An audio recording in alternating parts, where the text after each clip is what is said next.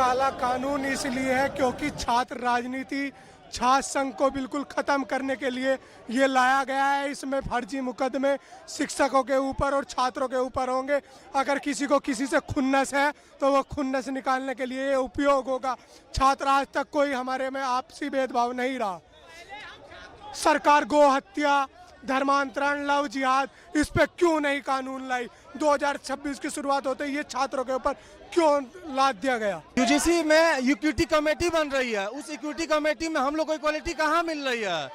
हम लोग को क्यों मतलब भेदभाव किया जा रहा है? क्या हम लोग किसी के साथ भेदभाव करते हैं? अगर हम लोग के बगल में कोई लड़का बैठ के पढ़ रहा है, दूसरे कमेटी से आता है, अगर उसको लगेगा कि हम लोग उसको कुछ बोले भी ना हो, बस वो फील करे कि हम लोग उसको गलत सोच रहे हैं, तो हम लोग पे मुकदमा हो जाएगा। ये कोई बात हुई?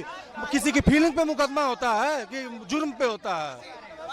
भेदभाव हो रहा है। इस भेदभाव के सबका साथ सबका विकास की बात हुई थी ना, कहाँ से सबका साथ है? सबका साथ कहाँ है इसमें? विश्वविद्यालय स्तर पर छात्रों को बांटने का काम कर रहा है।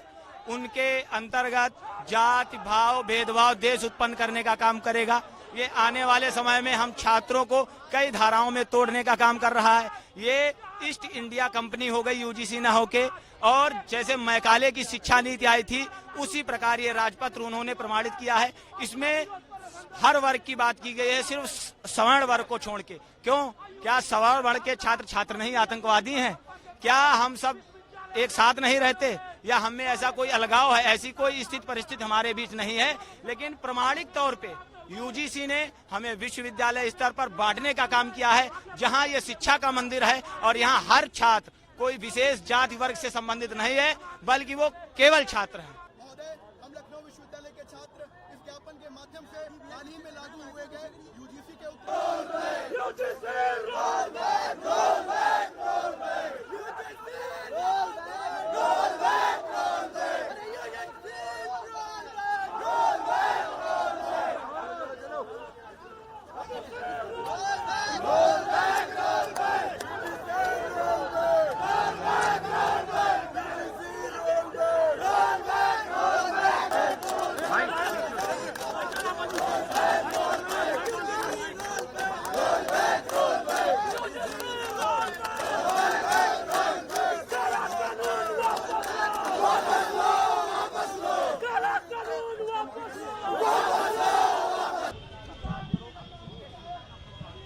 सत्ता का प्रभाव, मतलब जो वर्तमान सरकारें हैं उनके प्रभाव में आकर ये लोग